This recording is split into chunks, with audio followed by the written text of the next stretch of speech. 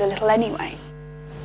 Now, groundbreaking new community space will bring together artists, brands and experts in the hope of promoting a healthy lifestyle. It's part of cancer charity Hello Beautiful Foundation and will open in Bloomsbury next year. Well, I'm joined by Jane Hutchison and Kevin Helton from the foundation. Now guys, for the uninitiated, can you talk me through the foundation and what it is you do?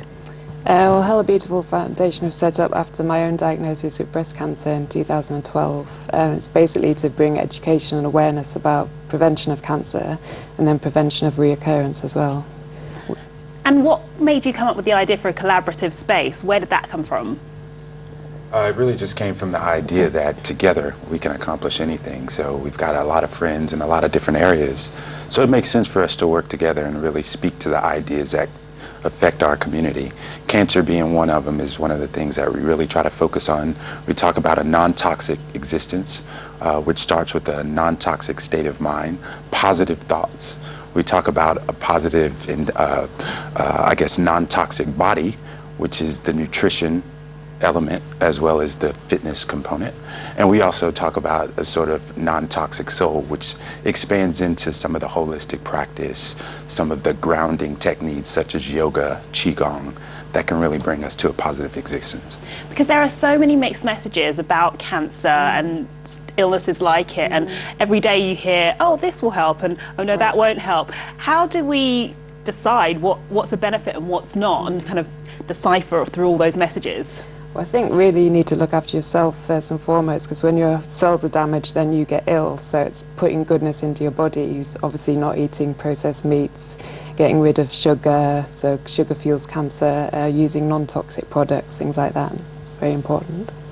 And has it been easy to find lots of artists as well as experts that want to be part of this space and know a little bit about your ethos? Right. It's been quite easy to find artists and brands that want to collaborate. However, we need more. You know, at the end of the day, you know, we're trying to put on a community space that is constantly evolving, and that really takes effort from the larger community. So we're working on that. The space is, you know, set to open in Q1 2016. So there's plenty of times for different artists, brands, even other activists that want to take part and sort of participate in this story. So you're putting the call out there. Yeah. And I know you've done some quite hard-hitting work already, looking at women who have had mastectomies. Do you think the conversations and even the stigmas are changing, so that people aren't afraid of talking about those subjects? Yeah, definitely. And what I found, people are scared initially to speak about cancer, so it's just bringing more awareness. We make breast casts of women and do lots of art-based exhibitions to really bring cancer to the forefront and show the beauty and change of your body. And it's a natural thing, and not everyone has to look like one sort of person or perception, so it's bringing that awareness, definitely. And I think over the past few years we've seen lots of celebrities talking about it, which I'm sure can only aid yeah, definitely. Yeah, the more discourse. taught the better, really. And what's the next step for you guys? So obviously you're hard at work planning this space, which is starting in January? Yeah, it starts in January, so it's going to be it's going to have yoga there, different workshops. We do lots of works in schools and hospitals, so we carry on doing that next year, going in to talk to kids and doing workshops to do like art therapy. So yeah, the space is just our main focus for next year. And is the aim to have more of these types of spaces or have more projects around London?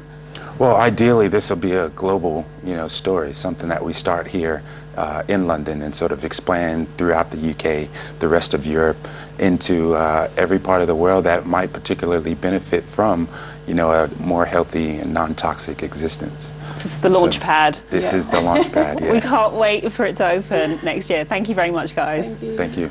You're watching London Live News. Let's go straight back to Brent now, where Minister for Sport Tracy Crouch is this morning visiting one of the North West London schemes set to receive a portion of new National Lottery funds. Well, our reporter Rhea El Salahi is in Stonebridge Park with more details. Rhea.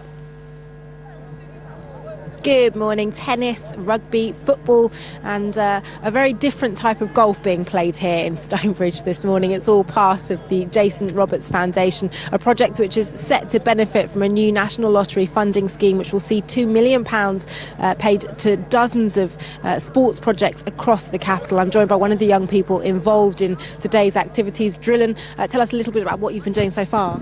I've been playing golf and we've been coming to the pavilion to play football, and one of my coaches called Otis, he recommended that we try out some golf, and from then on it just carried on, and I ended up getting a scholarship to teach golf. So yeah.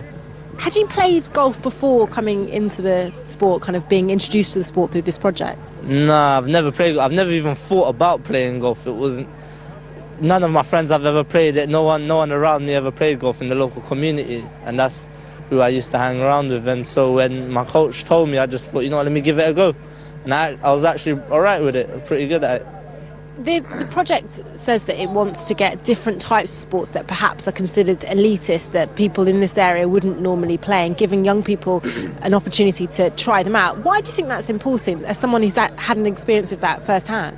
I think it's important because a lot of people in the community can't financially pay to play golf. So it's like this gives us an opportunity to broaden our experiences, and yeah, it's a very good experience. It's not just about the scholarship and all that. So, well, tell me a little bit about that scholarship. How did it help you? It helped me because now I can put it on my CV. College.